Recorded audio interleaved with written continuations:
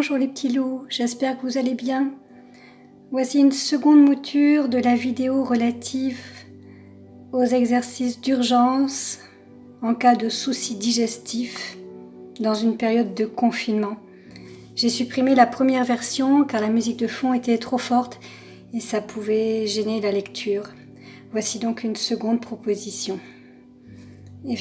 Évidemment, hors période de confinement, mieux vaut bouger, marcher, danser, renforcer sa sangle abdominale grâce à la méthode de Gasquet, grâce à la méthode Pilates. Bien sûr, nous sommes contraints en période de confinement dans nos activités. Et donc là, je me concentre sur vraiment des exercices d'urgence qui ont un effet dans l'heure, dans les 3 heures, au plus tard, dans les 24 heures qui suivent vos problèmes digestifs. Je propose des séries courtes pour avoir une vidéo de temps réduit. Bien sûr, n'hésitez pas à faire ces 5 exercices plus longtemps, au moins 5 à 10 respirations par exercice. Et puis faites-vous confiance, écoutez-vous. Votre corps vous dira quel exercice est plus adapté pour lui qu'un autre. Voilà mes 5 exercices fétiches. L'idéal est d'avoir un tapis, d'être allongé sur le sol, sur ce tapis, et d'avoir les jambes reposant sur une chaise, un canapé ou un football. Donc on va démarrer, je me place sur mon football. Normalement, vous devriez me voir à l'écran. Alors, je vais montrer mon ventre pour que l'explication soit plus claire. Donc, bien installé, avez vraiment les fesses très proches, soit de votre chaise, canapé, soit football. Voilà. Vous avez vos épaules détendues, les bras dégagés du buste, les paumes de main tournées vers le ciel. Votre nuque est étirée, si besoin, faites cela pour l'étirer davantage.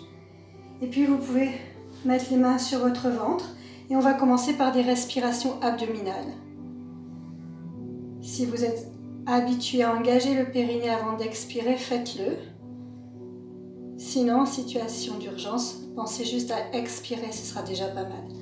Donc, j'inspire, mon ventre se détend. J'engage mon périnée, j'expire, j'absorbe mon ventre du bas vers le haut. Je termine en resserrant très légèrement mes côtes à la fin de l'expire. Je reprends ça 2 fois. J'inspire.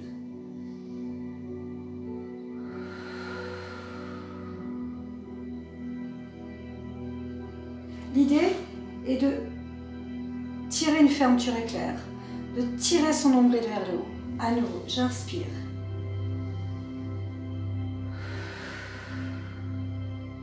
J'expire et je resserre mes côtes à la fin de l'expire. Donc ça autant de fois que vous souhaitez. Maintenant, passons à la fausse inspiration thoracique. C'est une technique de respiration qui nous provient du yoga ou Dhyana Bandha. Je l'explique, je vous la montre ensuite. On va inspirer comme ce que je viens de vous montrer, avec un ventre qui se détend. Vous expirez de la même manière. Le ventre fait une cuvette, vous resserrez vos petites côtes. À la fin de l'expire, quand on n'aura plus d'air, on va passer en apnée. Et pendant l'apnée, vous allez chercher à faire monter votre cage thoracique très fort vers vos oreilles. Comme si vous vouliez, comme si vous faisiez semblant d'inspirer en fait. Vous faites semblant d'inspirer, mais on prend pas d'air avec le nez, on ne prend pas d'air non plus avec la bouche. Donc on bloque au niveau de la glotte. Vous pouvez aussi vous pincer le nez si vous avez peur de prendre de l'air par le nez. Mais le geste, c'est monter la cage thoracique très fort vers vos oreilles. Vous rapprocherez alors le menton de votre buste et vous repousserez bien fort le sol avec l'arrière de vos bras et de vos mains. Je vous montre cette respiration, observez, vous allez voir que le ventre va se creuser beaucoup plus que dans la première respiration abdominale, ce qui va contribuer à un massage très intense de vos viscères, à tout faire remonter vers le haut. Cette respiration est aussi très bénéfique en cas de problème de retour veineux et de problème de périnée aussi. Elle permet vraiment de tout faire remonter. Très bénéfique aussi dans ce contexte post-accouchement. Voilà. si vous êtes migraineux, migraineuse, hypertendue, ne la faites pas. Je démarre.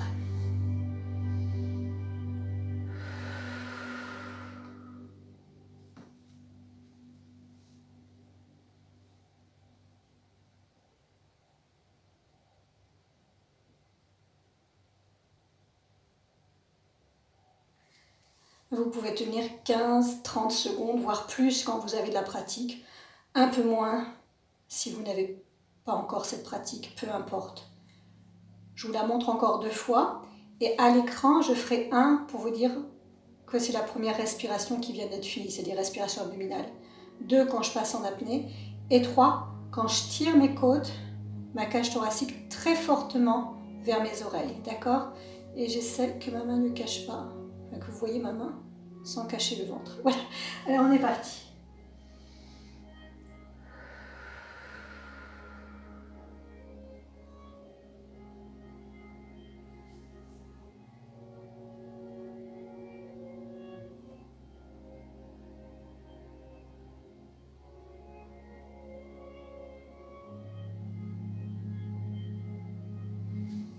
Et après on se laisse inspirer, tranquillement. Dernière fois, on se laisse inspirer, on engage son périnée, on expire.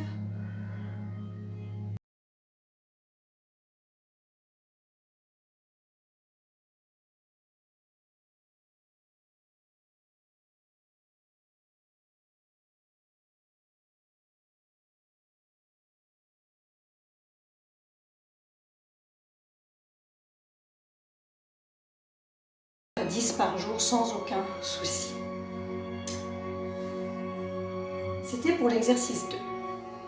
Troisième exercice, activation des obliques. Pour cela, vous allez amener vos genoux au-dessus de vos hanches. Donc vos fesses ne sont plus en contact avec le football, ni votre chaise, ni votre canapé. Vous avez un jour entre les jambes et votre support. Vous allez placer votre main droite sur votre cuisse gauche.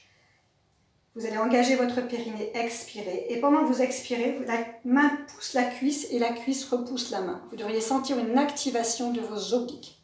Une activation donc en diagonale dans votre ventre. Et les obliques sont des muscles fondamentaux pour la respiration et pour la digestion. N'oubliez pas, ayez toujours en tête que la digestion, c'est aussi une bonne respiration. Si vous respirez bien, votre diaphragme qui là est attaché sur vos côtes va pouvoir monter et descendre et contribuer donc au massage de nos viscères. Si le diaphragme est bloqué, que vous respirez sous l'effet du stress par exemple, que vous respirez tout le temps par le haut, eh bien le diaphragme n'a plus ce rôle de pompe et donc vous pénalisez votre système digestif sans vraiment le vouloir. Donc c'est dommage. Donc n'oubliez pas, toujours bien respirer. Donc je reviens à l'exercice, activation des obliques, main droite sur cuisse gauche, j'engage mon périnée, j'expire, ma main repousse la cuisse et la cuisse repousse la main. Au total, rien ne bouge. Je le fais encore 2 fois. J'inspire, je relâche la pression, périnée, j'expire, je reprends.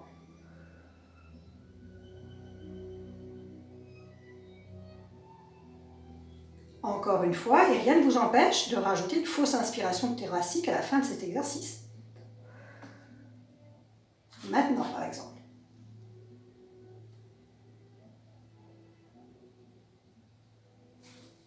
Pour des raisons de symétrie évidentes, faisons l'autre côté. Main gauche sur cuisse droite. C'est parti.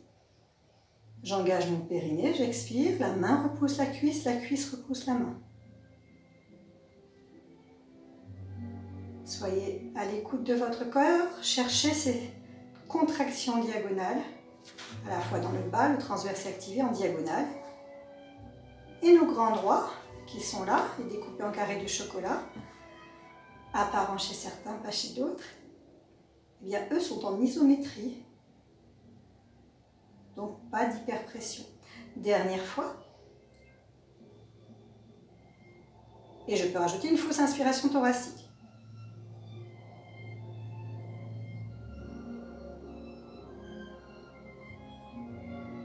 Bien.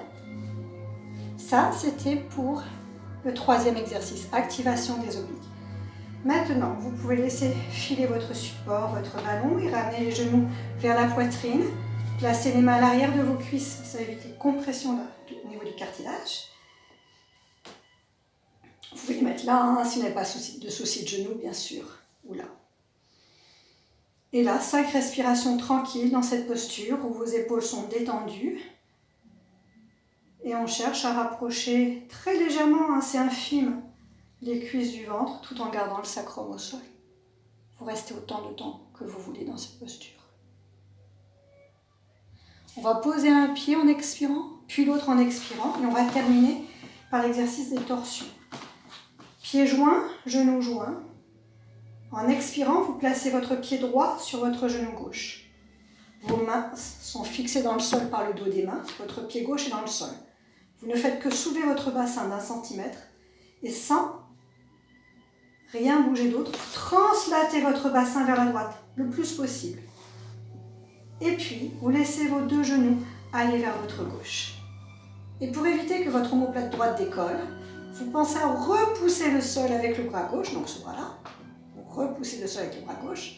Vous allez sentir que l'omoplate droite se place magnifiquement bien dans le sol.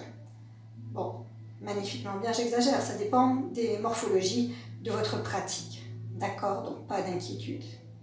Si c'est à peu près bien, c'est à peu près bien et ça sera très bien quand même pour les soucis digestifs. Et là, vous restez. Si vous êtes à l'aise, vous pouvez tourner la tête à l'opposé. Mais ce n'est pas du tout obligatoire. Vous pouvez garder la tête au centre. Dans ces postures de torsion qui sont également très bénéfiques pour le dos, on peut rester facilement 15 à 20 minutes. Si vous restez déjà 2-3 minutes par côté, ce ne sera pas si mal. Vous allez revenir en expirant et on soulève le bassin pour le replacer dans l'alignement de ses épaules. J'expire, je pose pied droit. Périnée, j'expire, pied gauche sur genou droit. Je soulève mon bassin, je le translate vers la gauche et je laisse mes 2 jambes aller vers la droite. Je repousse bien le sol avec ce bras-là, le bras droit, pour que mon omoplate gauche se maintienne dans le sol. Et là, vous expirez profondément, ça fait vraiment un essorage de la taille. Voilà. Je me demandais si le genou cachait mon visage ou pas, mais c'est pas très grave, vous comprenez le principe. Votre tête ne peut regarder à l'opposé. Veillez à garder dans ce cas votre menton parallèle à l'épaule. Et revenez.